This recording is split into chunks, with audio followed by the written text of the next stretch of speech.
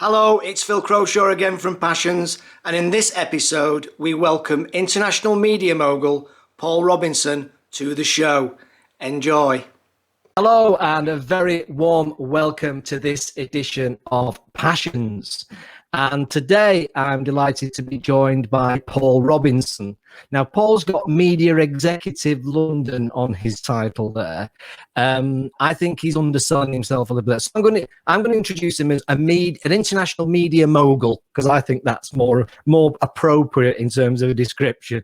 So, Paul, a real great welcome to Passions. So just tell us then a little about who you are and what your passion is.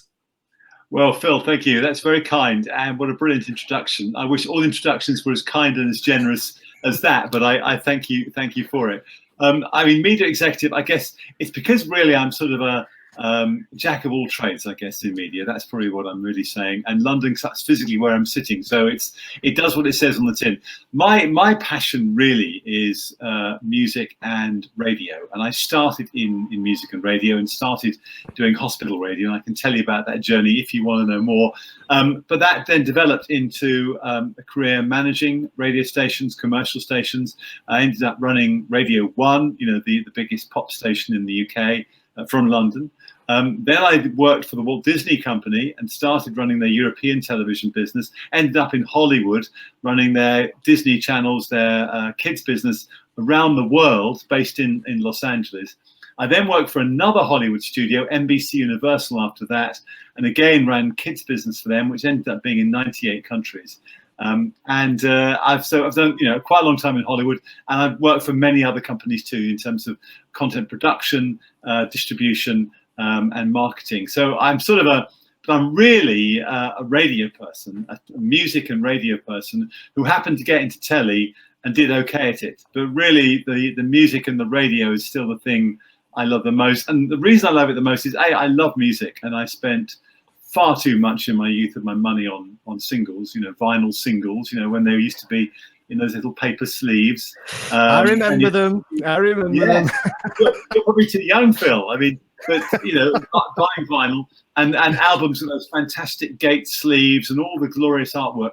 Love CDs, love downloads, but love vinyl even more. They also make quite good pot stands, plant pot stands. If you have a single that's a bit crappy you don't like, you make it to a plant pot stand. Very useful, waterproof, and a good size diameter too. Those 7-inch singles. So I'm doing radio now, but more on a sort of voluntary, sort of fun basis with various stations. But that love of music, that love of radio, as being a very direct way of communicating. It's got the beauty of you sit there behind the microphone, much like we are now, and you're in control of what you do, what you say. Most of it's ad lib.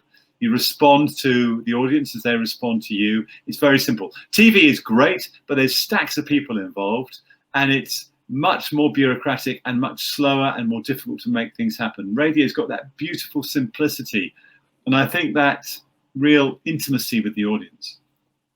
And obviously it'd be crazy not to mention at this point podcasts. That word that would have not probably even been known just 3 or 4 years ago.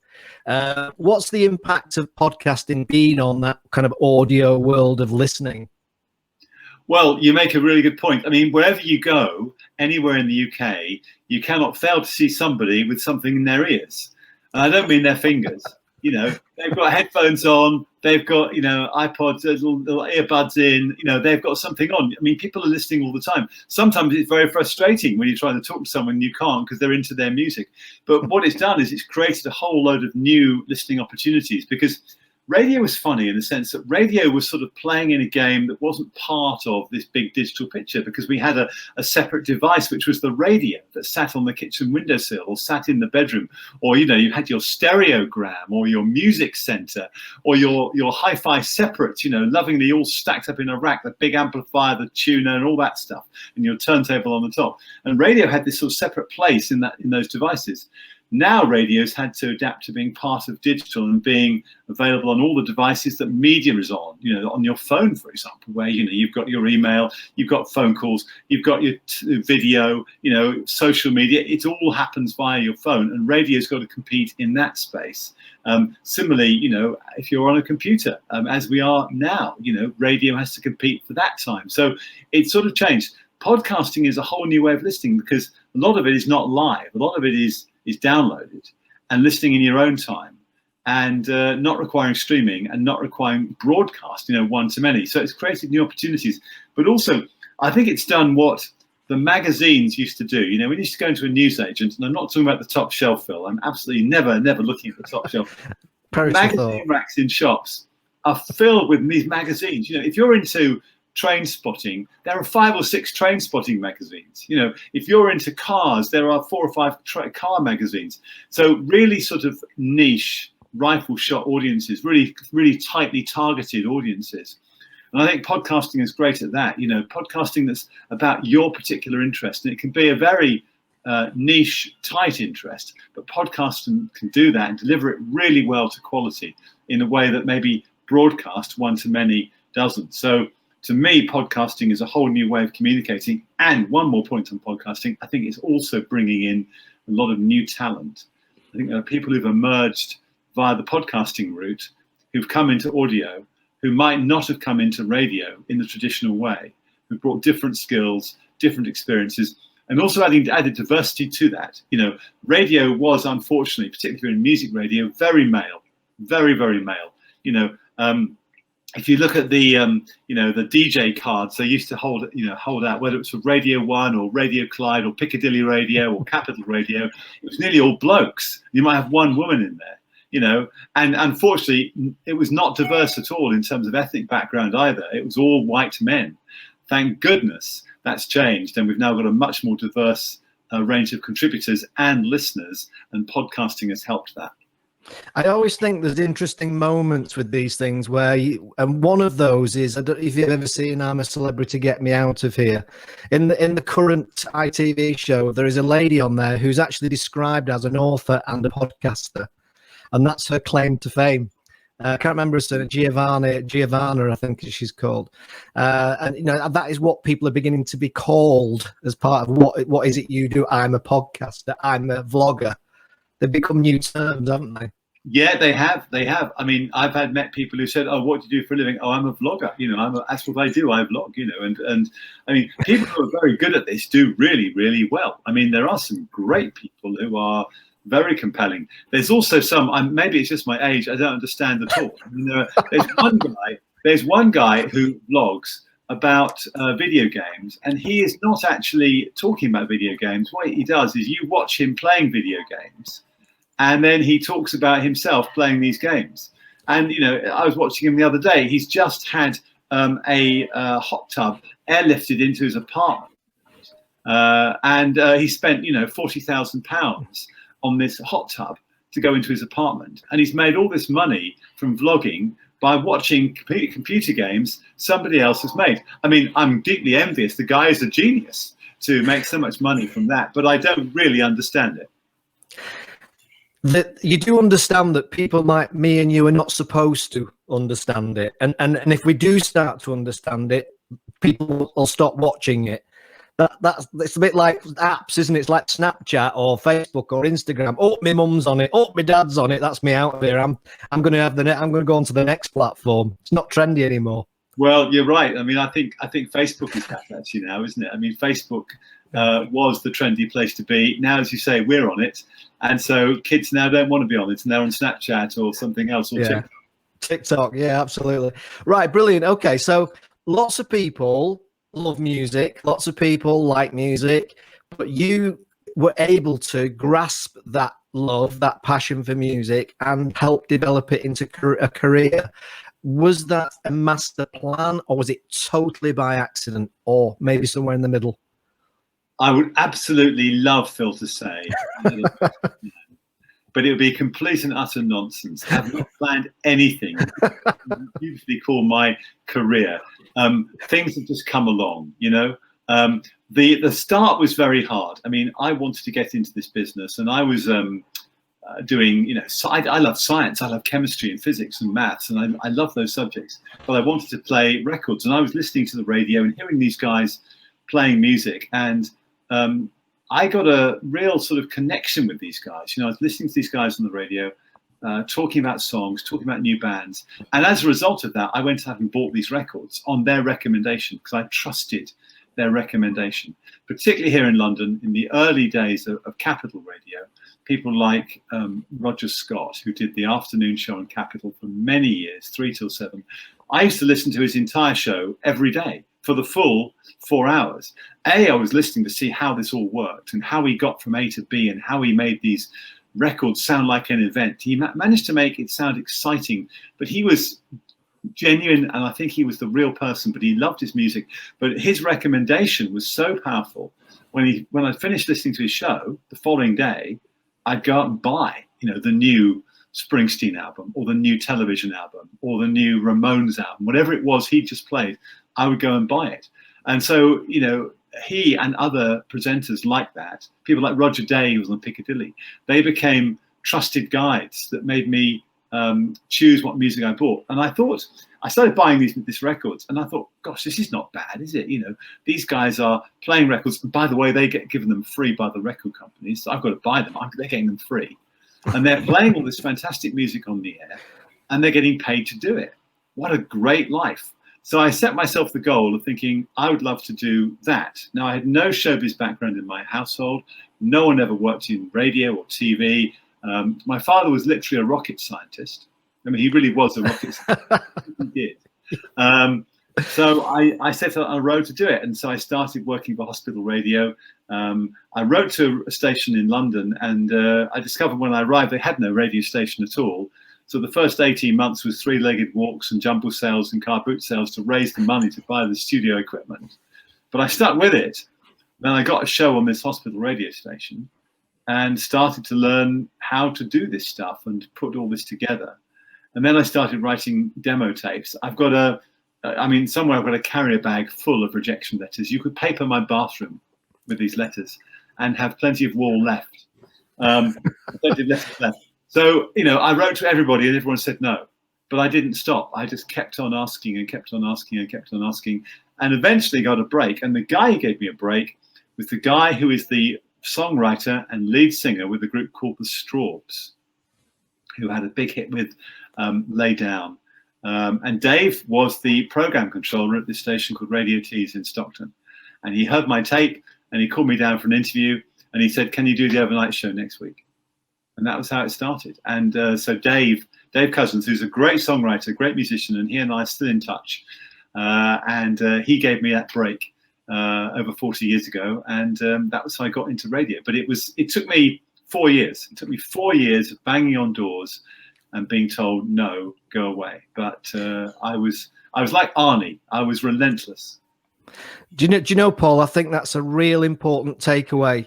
Because a lot of what we're looking at with this whole passions journey is the drivers behind success and achievement. And of course, success means different things to different people, but a lot of the passion then can lead to success and achievement, or the natural bedfellows in a sense. But I think what the takeaway there is that whole thing about persistence. I'm going to ask you a question, actually.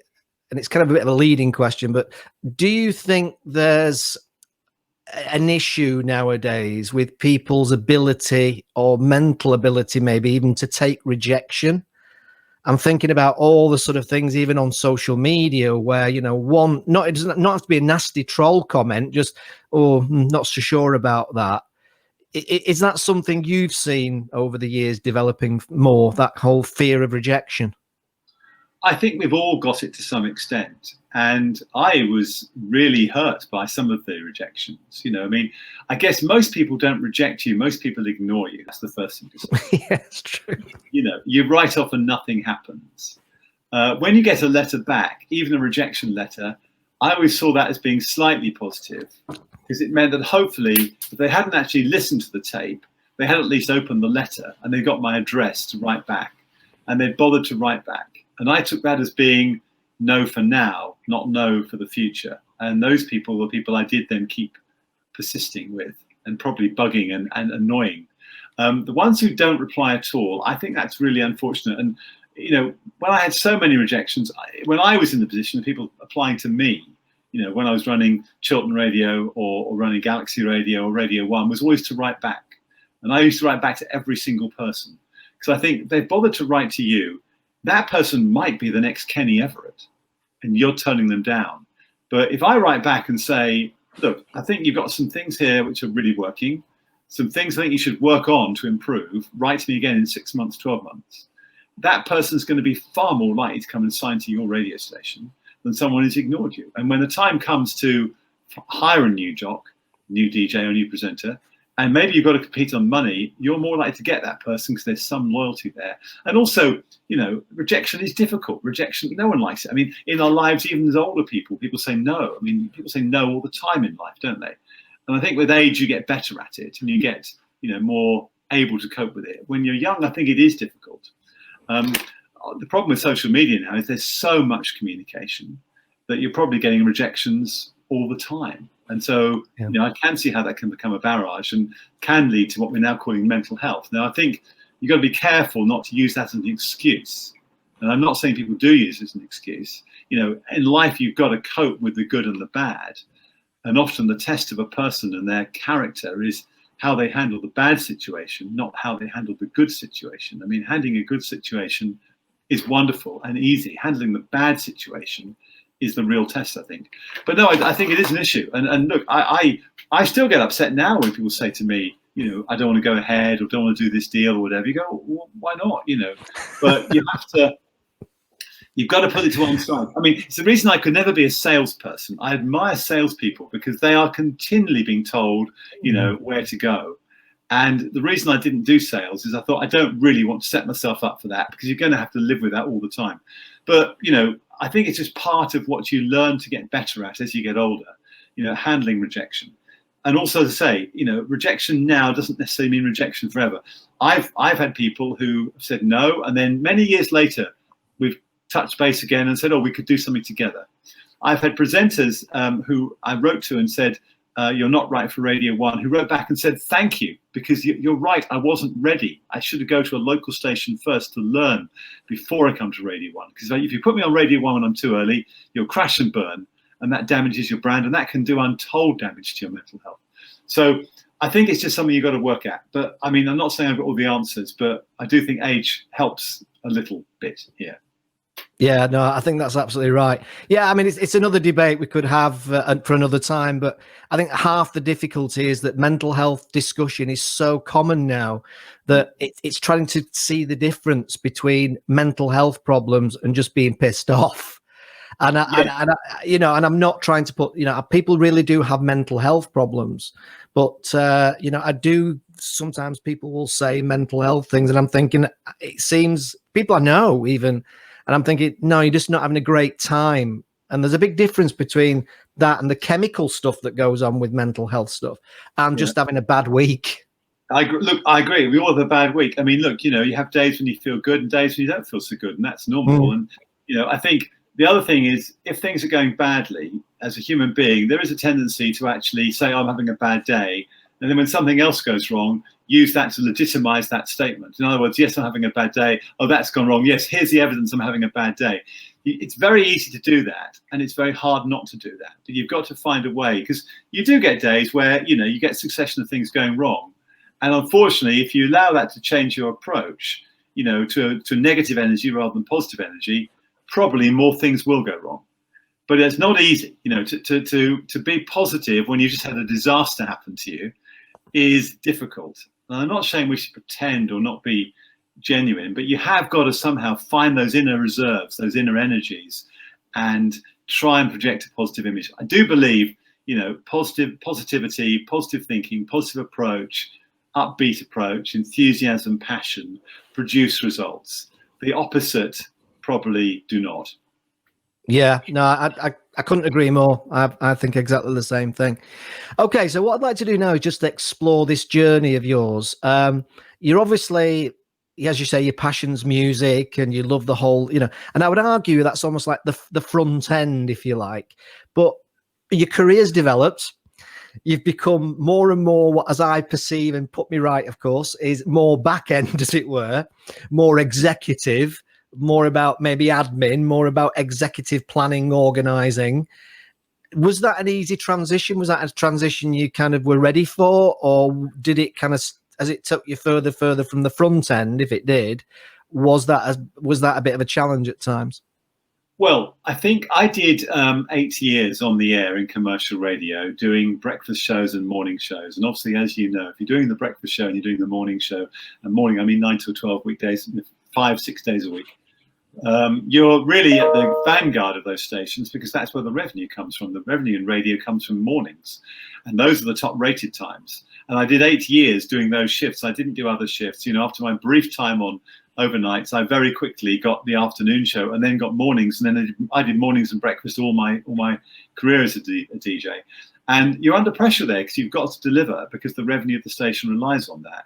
And I always did deliver good numbers, and I was pleased about that. But I was always worried, what happens when either I lose, you know, the passion for it, or, you know, I'm out of kilter with what the audience want, or the management changes, and I'm not in control here.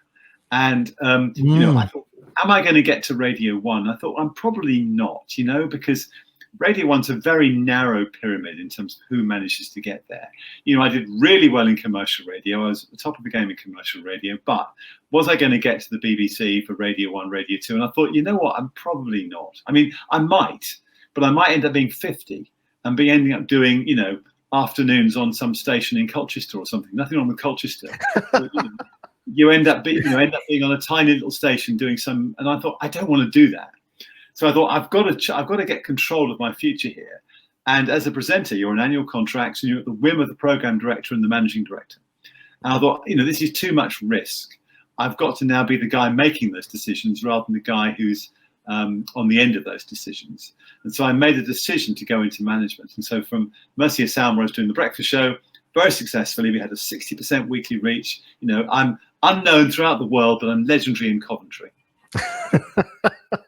Well, at least you're legendary in Coventry. I'm legendary nowhere. So. I can't walk into a pub in Coventry without being recognised. If I want a free pint, I go to Coventry. I decided to go into management and went to Chiltern Radio and to become programme director. And thereafter, then went to Radio 1 as initially editor of daytime and then managing editor. I was then on a management track. And I was still able to do some presentation. You know, I mean, at Chiltern, I was the program director. So when someone went on holiday, I put myself on air and fill in for that person. I could still do bits and pieces. When I went to the BBC, I was doing stuff for BBC Local Radio. I was working at Radio 1 and doing a show for BBC Local Radio just at the weekends to keep my hand in. So I thought, I can have my cake and eat it, but I've now got control over my future. And that way I'm not at the hands of someone who decides they do or do not like what I'm doing on the radio. And once I was on that track, it sort of continued. The move to television was entirely accidental. After the BBC, I went to run a station called Talk Radio, which was then the third national commercial station. We had Classic FM, Virgin Radio, and Talk Radio. Yes. Launched with these shock jocks. It was a disaster. I was brought in as MD to turn it round. We turned it round. We sold it on to a consortium which was News Corporation, Liberty Media, and Kelvin Mackenzie. And I was clearly going to leave because Kelvin was going to come in and take my job. The phone rang, and it was, you know, various people saying, "Would you like to apply for a job? We hear you're going to be out of a job soon.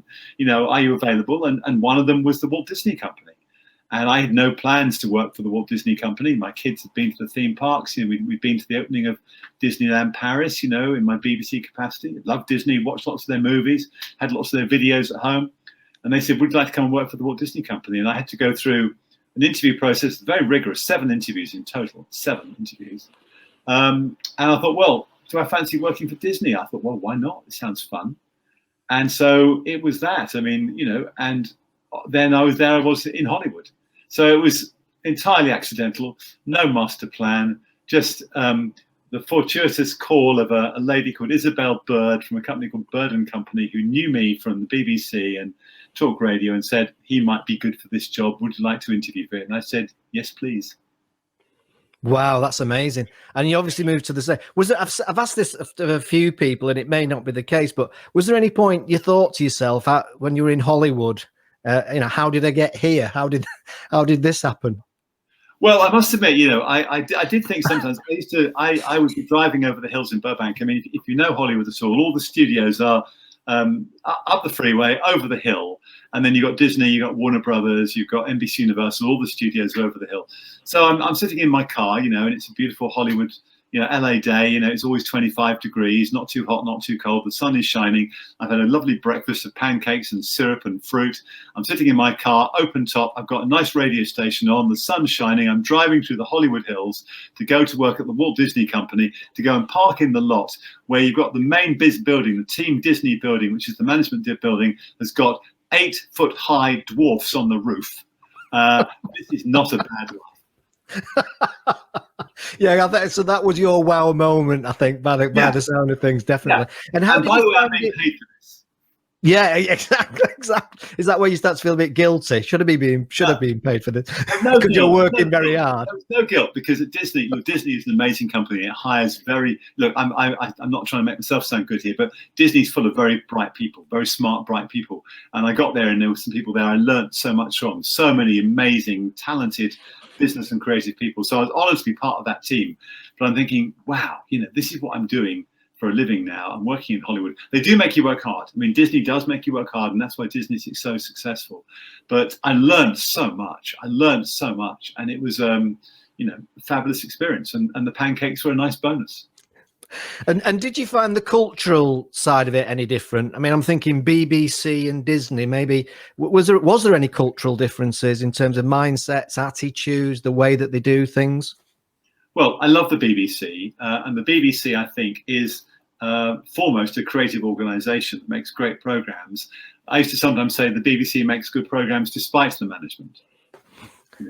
The production teams are brilliant, and the BBC does make great programmes. Actually, the management aren't bad, but the BBC is a creatively led organisation, and rightly so, and it does things that it needs to do, given it's publicly funded.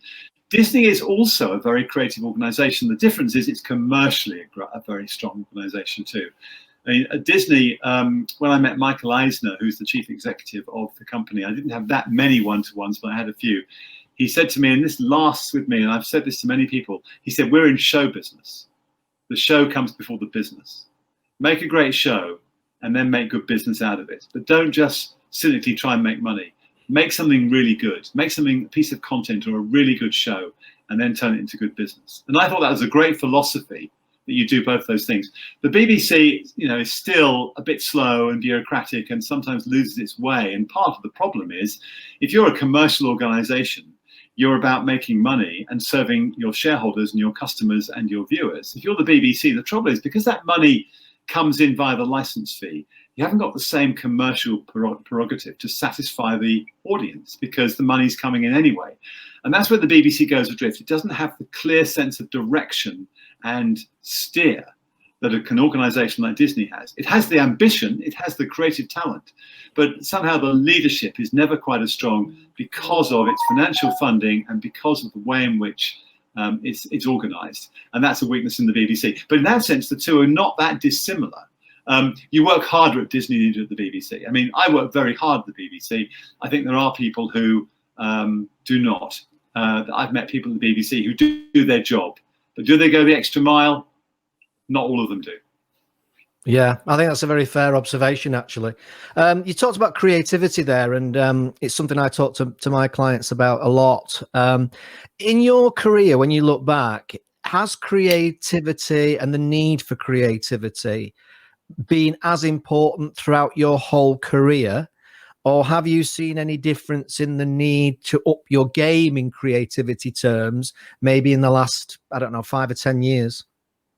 Well, I think what's interesting is that the world has changed dramatically. When you think back, 20, 30 years, no internet, no email, relatively few channels of distribution. I mean, gosh, you go back to pre-1973, we had 4 national radio networks. 4. 1973. Yeah. I can remember having 2 television channels, BBC One and ITV. I remember the launch of BBC Two. I remember the launch of Channel 4. I remember the launch of Channel 5. I remember the launch of Sky. I mean, it sounds crazy now that there was so much limited choice. And in a way, that meant that Doesn't mean that creativity was lower, but of course, because you had less choice, there were some things that got on there that probably you might not choose to watch if you've got more choices. But you watch them because that was the least worst that was on there. I think what's interesting now with digital is that, ironically now, despite the fact all the talk is about the platforms, it's still about the content, actually. You know, you think about Netflix. What's made Netflix brilliant? They've done two things. They've got the technology right, so it's easy to use, good experience, you know, works.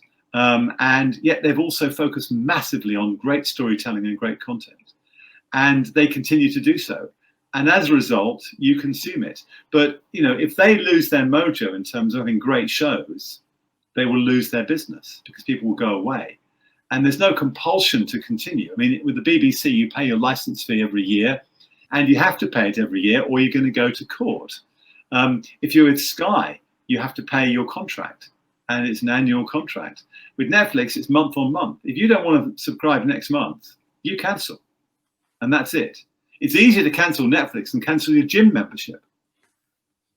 So the only way they keep you is because of the creativity. So I think in a way the bar's gone up, and I think in television now we're in a golden age. I think in my lifetime, I think there's never been a better time to be in television because the choice and the range, and particularly the drama, is unbelievably good. The writing, the production values, you know, we're now seeing TV shows which are movie quality or more. I mean, incredible. So I think the good news is that creativity is absolutely at the heart of our business. And if you're not offering something which is really compelling, you know, to use the sort of the business jargon, you know, what's your consumer proposition? What are you offering me, Mr. Customer? If you're not offering me something great, honestly, I'll go somewhere else, because you know what? There's another person down the road who's doing something amazing.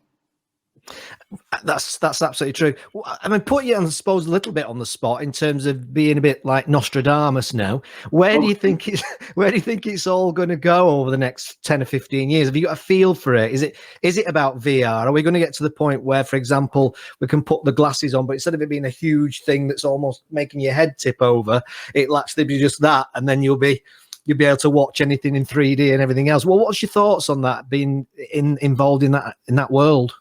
Well, my track record on forecasting the future is very bad indeed. I remember I had to do, in 1996, I had to do a 10-year strategy for the BBC. And I remember pitching it to the Board of Governors and the senior management of the BBC. And it was a beautiful piece of work. It took a year to make this document. It was 100 pages of PowerPoint. Every slide was properly argued with rationale, with data, with basis. We had McKinsey as consultants. I had a team of people working on it. It was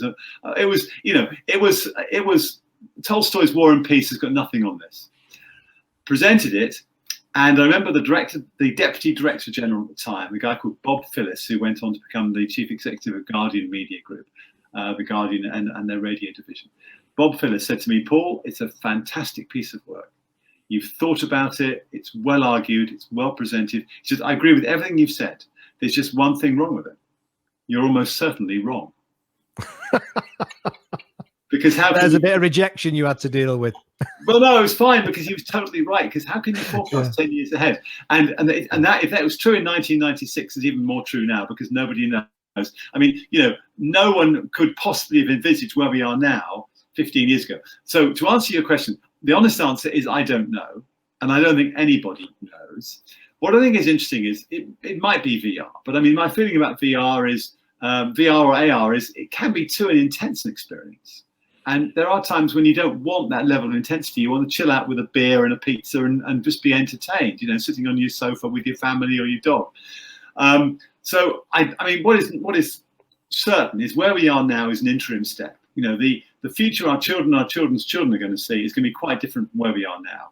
And there's no doubt that everything is going to be connected, and machine-to-machine communication is going to be there. Everything is going to be connected and talking to each other.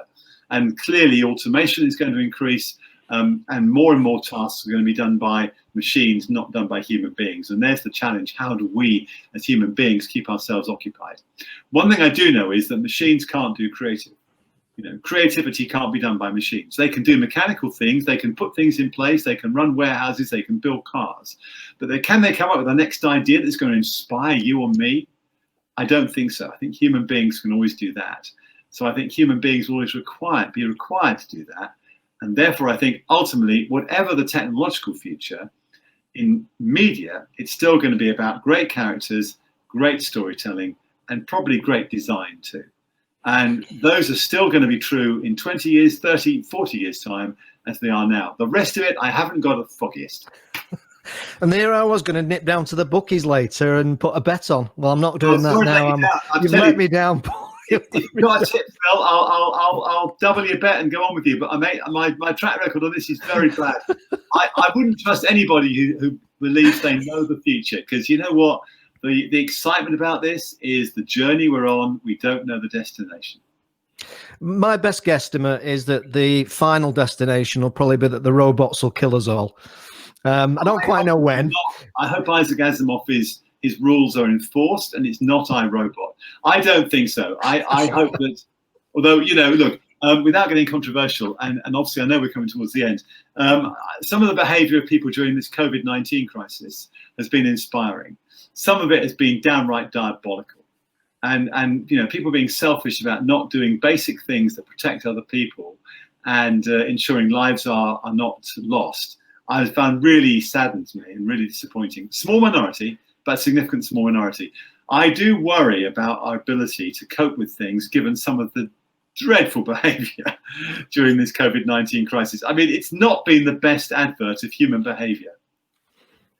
Absolutely. It's been unbelievably strange on every level, hasn't it? Yeah. And that's another conversation we could have, but I'm conscious of time. You've been very, very generous with your time. Some really interesting stuff there. I could talk to you. I say this to a lot of people I've been interviewing, but it's true. I think people think I just say it now as part of my spiel, but it's true. It's just so many insights and experiences and stories. And, you know, and is just a final question, I guess. You mentioned stories there a second ago. Is it fair to say that despite the digital age, it's still about the story at the end of the day? I think it is. It's really interesting talking to Netflix again. There was a presentation by Netflix at MipCom, which is the TV market that takes place normally in Cannes. This year it was online. And Netflix, you know, who are, you know, you think of them as a technology company, you know, they basically used to stuff DVDs in envelopes and post them out. And the question was, what is it that makes Netflix successful? And they didn't say, oh, it's great programs. They said it's about storytelling. I mean, that's the line Netflix is using, storytelling. We used to always use that line at Disney. I do think it's about storytelling. And storytelling is the case whether it's a soccer match or it's a drama or even a news story. You know, can you engage someone in a story that you believe and buy into and associate with? And hopefully it's got a surprise as well. I still think storytelling is at the heart of this. And what gives me great hope is that only human beings, I believe, can write great stories. And therefore, if the robots are everywhere, there's still a role for you and me, Phil. At least that's my current thinking. And I'm going to stick to it at least for the next few years. Yeah, well, I'm going to take your word for that. Absolutely. Okay, then. Very, very, very, very last question, a very quick question, which is going to totally and utterly put you on the spot. You're a music lover. You've got one track that you can take on the desert island. What is it? Oh, gosh. Don't ask me for 3 or 4. You've only got one. Okay. All right. Well, I'm going to go for this then. So I used to be into heavy metal, and I did a metal show, in fact, on a radio station for a while. And really, I guess sort of rock and roll and rock artists are really where I'm at, although I love soul and I love pop. I guess if I had one track, it would be, and the reason I choose this artist is because his songs are stories. His songs are inspiring. They talk about ordinary people in an ordinary way. And if you listen to the words, there's so much in there. Great rock and roll, great singing, great performance. This guy does gigs lasting 3.5 hours, and it's Born to Run by Bruce Springsteen. Fantastic. I'm really impressed with that. I thought you might struggle with that question. That's absolutely fantastic. If I can just say before I go, I can see why you were so great on radio. Your voice has to be the perfect radio voice. Well, you're very kind. I mean, look, that was just true. Luck. It's just true. I'm not. that was just luck. I mean, what I had to learn, I think what you have to learn is how to do it and try and be natural and authentic, and try and have something to say, and try and say it, you know, in a way that's interesting and engaging, and not too many words either. I mean, I do believe that when you're doing radio, you should think about what you're going to say and critically think how you get to the end of it. You know, what's the last thing? Often when you listen to a presenter, they tail out rather than having a punchline. So you've got to have a punchline. So my punchline is, Phil, it's been a total pleasure. We must meet up and have lunch face to face and eat real food, not virtual food. But it's been a great pleasure. And my passion is music, but I look forward to having a lunch with you. Oh, that's fantastic. And me too, as they say. Thanks very much then, Paul. And to Media Mogul, international media mogul, Paul Robinson. Thanks, mate. Thanks for joining me today. Really appreciate it. Thank you very much. Take care, Phil. Thank you. Stay safe. Bye. Bye-bye.